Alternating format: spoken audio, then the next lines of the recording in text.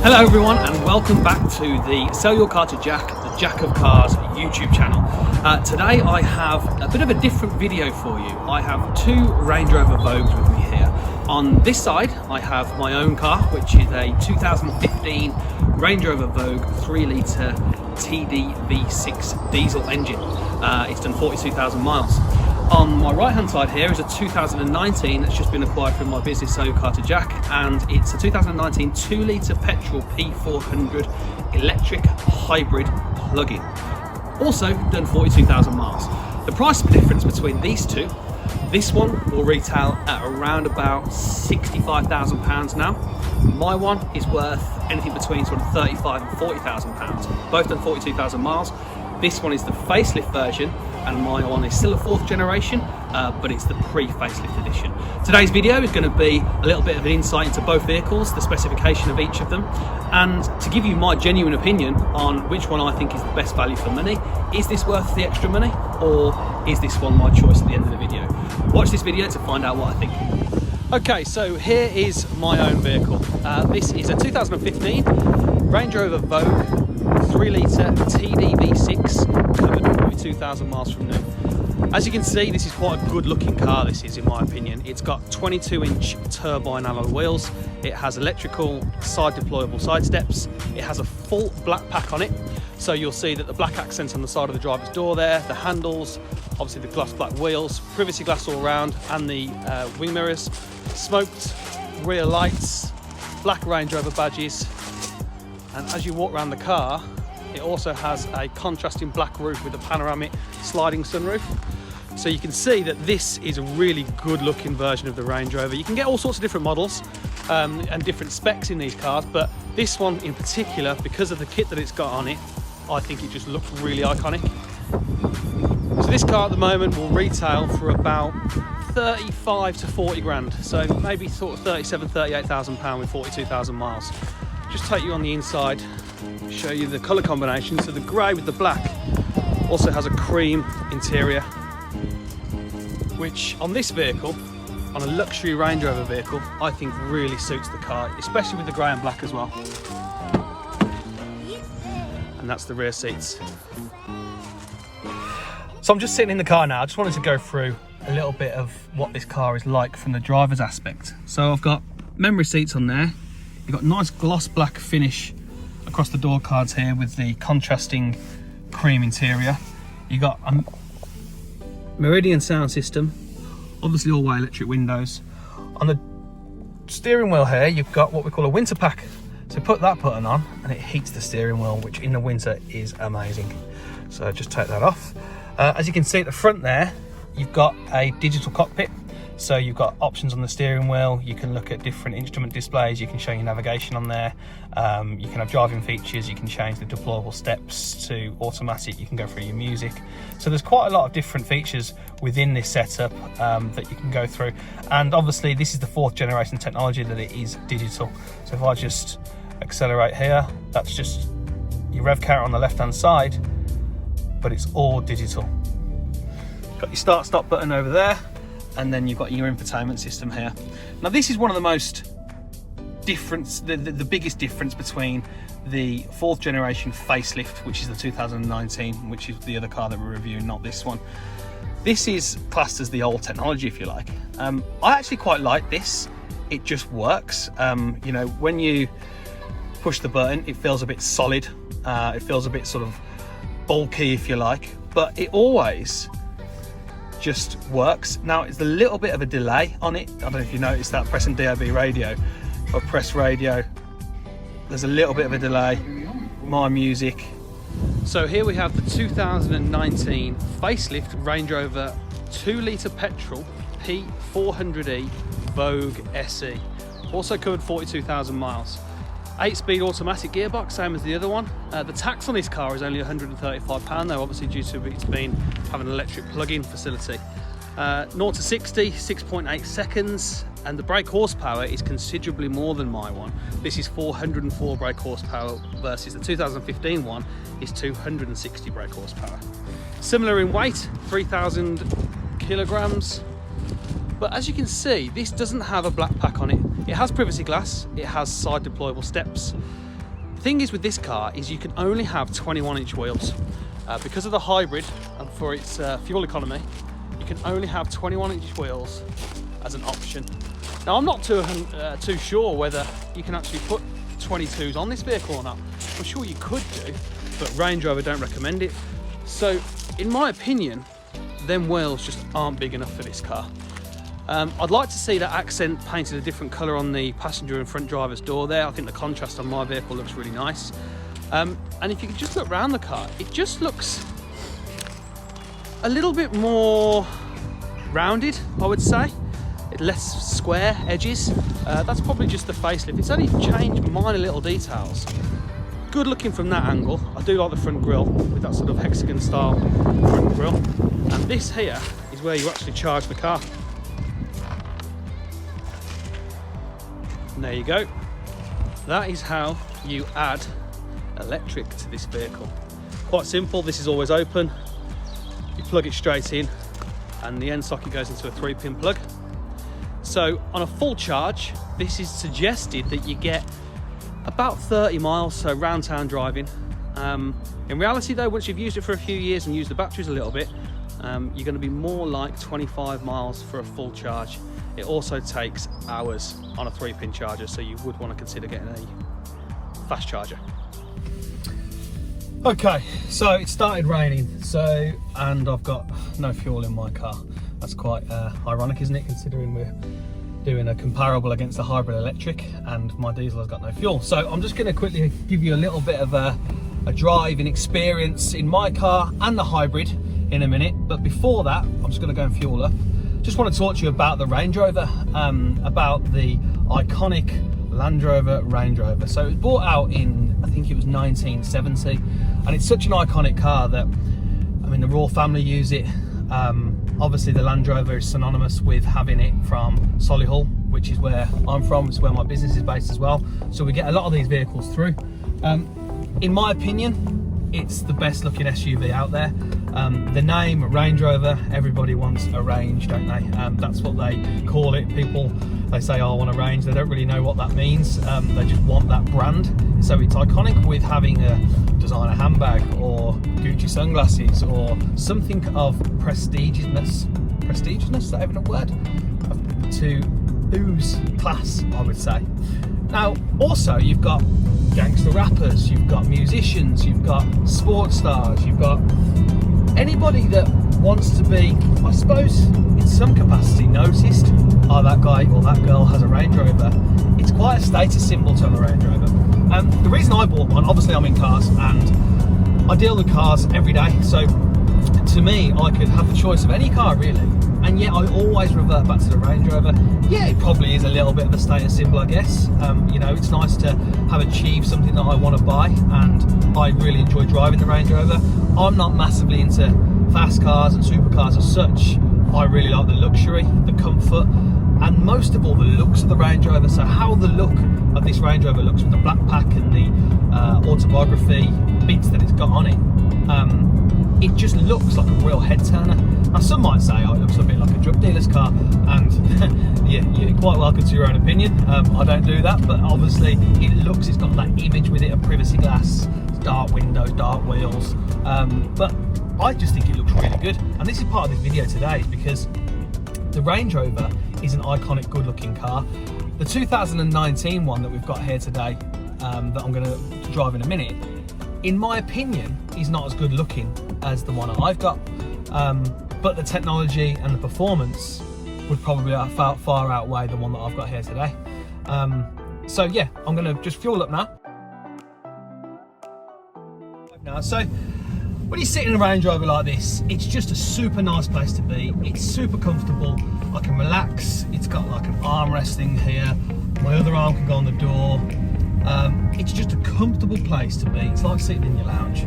That's how I can describe it. And for me, that's why I love this car so much. It's got so much space in here. I can put my golf clubs in the back. It's got a tow bar on it. You can tow a trailer or a speedboat or a jet ski. So it's really functional and practical. You can get 5 people in it, adults, really easily. So for me, for an everyday car, driving a Range Rover is my only choice because it's got the brand. It looks good. It's got a backpack on it. It drives well. I'm not gonna say that it drives amazing. It's not like, oh my god, I really enjoy driving that car. It's more of a nice place to be, in my opinion. You don't go fast in cars like this. You just cruise, really. You just sit in the motorway, sit around town, relaxing in your big armchair. That's how I can describe this. It's quite refined, you know. This new shape one, which come out in, I think it was the end of 2012, the 4th generation, which this is. They spent fortunes on putting money into the vehicle to make it a better place to be and not to be so trucky. The old ones were quite trucky, a bit like driving a van. This is a luxury car. It drives really positively. It's a comfortable place to be. It looks good. The acceleration on the vehicle, you know, I put my foot down in this, and you don't need any more speed than what this has got. This is now cruising at 75 miles an hour really quickly, really effortlessly, and it doesn't feel like the engine's straining at all. Having a 3-litre diesel TDV6 inside it just makes it such a positive drive. The miles per gallon on this car is pretty good as well. You get like 30, 36, 38 miles per gallon out of this car, which I think for a big heavy car that weighs 3 tonne, that's got a 3-litre diesel engine, is pretty impressive, really. So I think Range Rover have done a really good job on getting this car exactly right. Okay, so here I am inside the 2019 one. This is the 2-litre hybrid electric. I have got to this dashboard 192 miles. That includes the electric. As I said earlier, full charge gives you about 25 to 30 miles, electric only. And then you've got a 2-litre petrol engine inside it as well. So I've started that, and one thing you'll notice is no sound, because it started using battery power. Put it into drive, and away we go. So the first thing I noticed while I'm inside this car is that it feels a little bit bigger inside the cabin, and yet although on the outside I feel the car looks a bit smaller, which is weird. First thing I'm going to tell you, and I don't know why they've done this, but the seats are uncomfortable. For some reason, I do not like these seats. The seats on my car, 2015, are far more comfortable than these. These have got a stiff lower back, you can't adjust it either, and they're just not as good a quality somehow. They don't have that, they don't have that luxurious feel either. I'm going to show you again in a second. But as in terms of driving, smoother. Number one, it's smoother. Gear changes, they're smoother. It's an 8-speed gearbox auto, same as mine, but this feels a little bit more refined. Now, although my car was effortless to drive, this is even more effortless to drive. It's really light. It feels light, although this vehicle is heavier by 200 kilograms because of the batteries. So it feels lighter, it feels more refined. As I touch the steering wheel, it's a little bit more responsive. I go left and right quicker than what I did in my old car. And I have to say, the acceleration on it, putting your foot down, yep, it's definitely faster, 100%. It feels quick. Now the brake horsepower is, I think from memory, just over 400 brake horsepower, sorry about the camera. And mine, 2015, is like 260, so it's considerably more. That's the reason that this car, you get 400 odd brake horsepower, because it's got battery and it's got a petrol engine, so it uses both power sources. So as you pull off, can you hear that absolute silence? That's all battery. That is something I really like about this. I love the fact that this is electric. I love the fact that Range Rover have made a hybrid petrol plug-in. Beforehand, I used to have one actually. I had a Range Rover hybrid that was a regenerative hybrid, so it would just charge the battery as you broke. This actually is a plug-in, so you get 30 odd mile round town driving, in essence for free. It does cost you a little bit to obviously charge the car, but I really like the new technology in this. So for me, inside this car, driving it, it's more positive. It's quicker.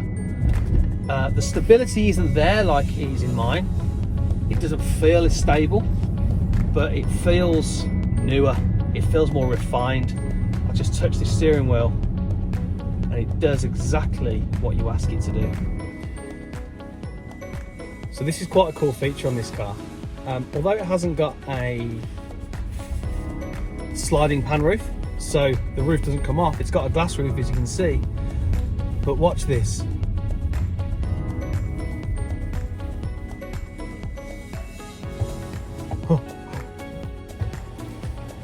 That was a hand gesture over the top of this black, I don't know what it is really, sensor, and you just hand gesture it, and then you can stop it by just pulling your hand across. That's a pretty cool feature, I think.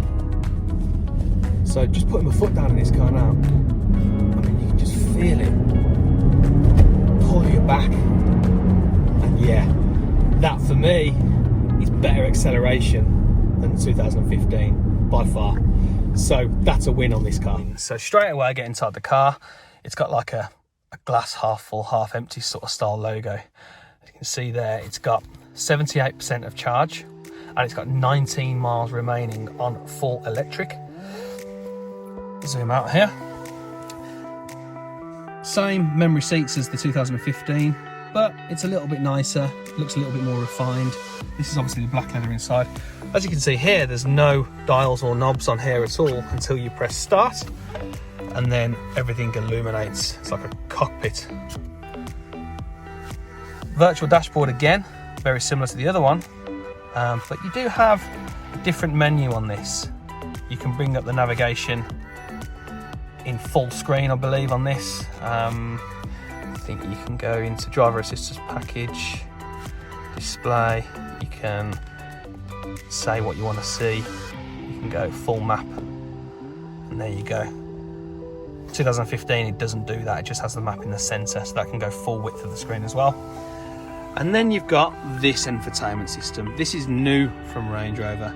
This is what makes this car much more refined and a newer modern version of the Range Rover. This is all touchscreen. It's like having an iPad. You see how easy that is to just scroll between all the different apps. You've got Apple Play on there as well. All your climate control is on the secondary screen here. You can control what you see on both views as well. You can go onto the home screen, there's loads of different options on here. Apple CarPlay is there, My EV, Eco Data. Cameras, this is quite a cool thing as well. You've got 360 cameras there as well. That is an option on this vehicle there. And then you've got climate control and all your normal air suspension like mine has got as well. So this is what sets it apart, to be fair. This technology, the self-parking, the illuminated lights, the full view HD virtual cockpit inside it, is what makes it the new model. But I just want to show you, this has got the driver assist package, and that comes with self-parking. So you press this button here, you press that, you put your indicator on,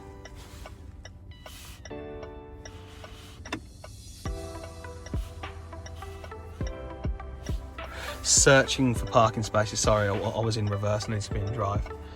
So you actually drive, and hopefully I'm going to identify this space here. And now it's still searching. There you go.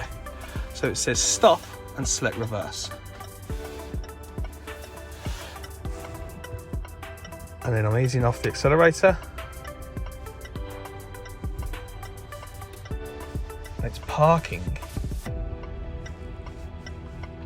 Parallel parking for me. My hands aren't touching that steering wheel.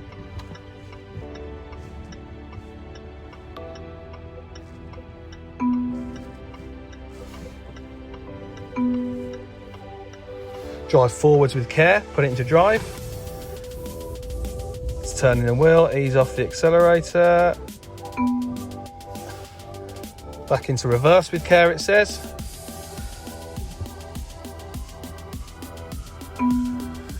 Stop, back into drive.